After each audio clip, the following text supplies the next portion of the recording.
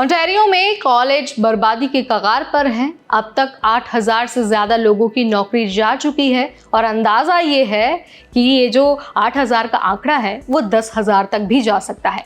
इसके अलावा 600 से ज़्यादा कोर्सेज बंद कर दिए गए हैं और सबसे बड़ा जो झटका लगा है वो ये है कि हज़ारों इंडियन स्टूडेंट्स जो कनाडा की बैकबोन थे वो अब कनाडा आ ही नहीं रहे हैं। पढ़ाई का सिस्टम हिल चुका है और हालात इतने ख़राब हैं कि पूरी तालीम की जड़ें हिल गई हैं। ये सिर्फ कॉलेज की बात नहीं है बल्कि लाखों करियर की कहानी है।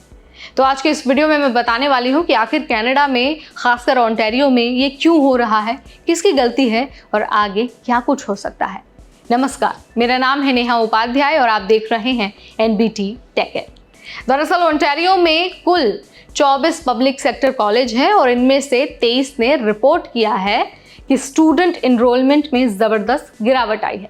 इसका सीधा असर पड़ा है स्टाफ पर और अब 10,000 लोगों की नौकरी खतरे में है। 8,000 लोग तो ऑलरेडी निकाले जा चुके हैं। इसके साथ साथ 600 से ज़्यादा प्रोग्राम्स और कोर्सेज को बंद कर दिया गया है। मतलब कॉलेज में ना तो स्टूडेंट हैं, ना ही पढ़ाने वाले हैं और ना ही पढ़ाने का कोर्स। और सबसे बुरा असर छोटे शहरों पर पड़ा है जहां एक ही कॉलेज था लेकिन अब वहां पर पूरा कैंपस सुनसान हो गया है। कुछ लोगों के लिए ये तो नौकरी थी तो कुछ के लिए ये पढ़ाई का सपना, लेकिन अब दोनों ही लोगों के जो सपने हैं वो टूट चुके हैं।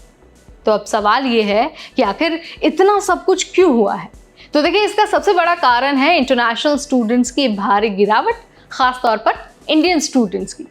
2025 के पहले 3 महीने यानी कि जनवरी से मार्च में सिर्फ 30,640 इंडियन स्टूडेंट्स को स्टडी परमिट मिला है।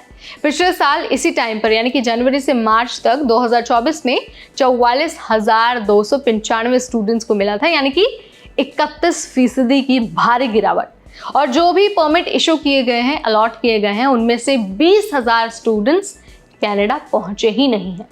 अब सरकार ने 2025 के लिए स्टडी परमिट का एक कैप लगा दिया है, 4,37,000।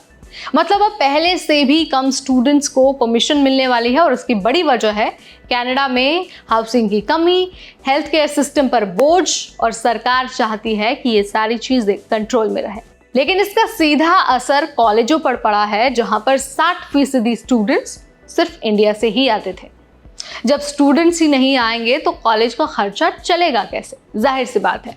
इन कॉलेजों की कमाई का बड़ा हिस्सा इंटरनेशनल स्टूडेंट से आता था, लेकिन अब जब वो आ ही नहीं रहे हैं तो कॉलेज को स्टाफ निकालना पड़ा है और प्रोग्राम्स को बंद करना पड़ा है।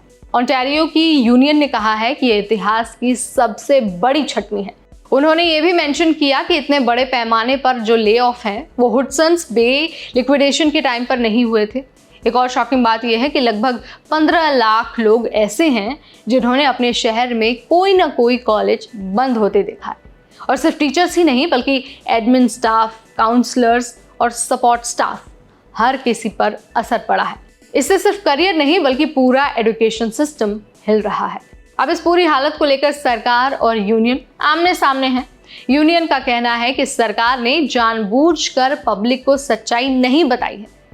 यूनियन का कहना है कि ओंटारियो सरकार कॉलेजों को सही फंडिंग नहीं दे रही है, लेकिन सरकार ने इसके रिस्पॉन्स में कहा है कि हमने पिछले 14 महीनों में $2 अरब का नया फंड दिया है और हर साल 5 अरब से ज़्यादा वैसे भी देते ही हैं।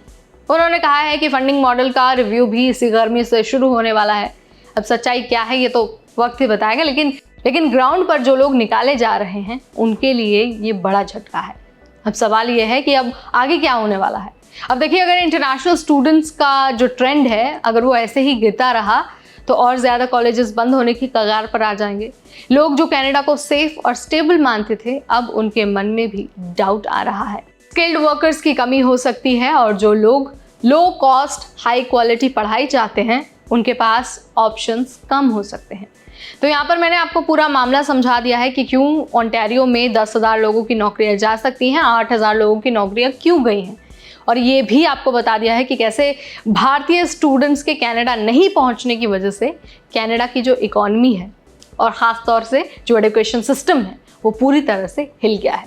यानी कि अगर हम ये कहते हैं कि इंडियन स्टूडेंट्स इकॉनमी चलाते थे कनाडा की, और इंडियन स्टूडेंट्स के कनाडा नहीं पहुंचने की वजह से जो यूनिवर्सिटीज़ हैं वो बंद हो रही हैं, तो इसमें कोई दो राय नहीं होगी। आप मुझे बताइए आप क्या मानते हैं, आपके क्या विचार हैं, आपकी क्या सोच है? Let me know in the comment section. इस वीडियो में फिलहाल इतना ही, तब तक मुझे यानी नेहा को दीजिए इजाज़त। Keep watching NBT take care.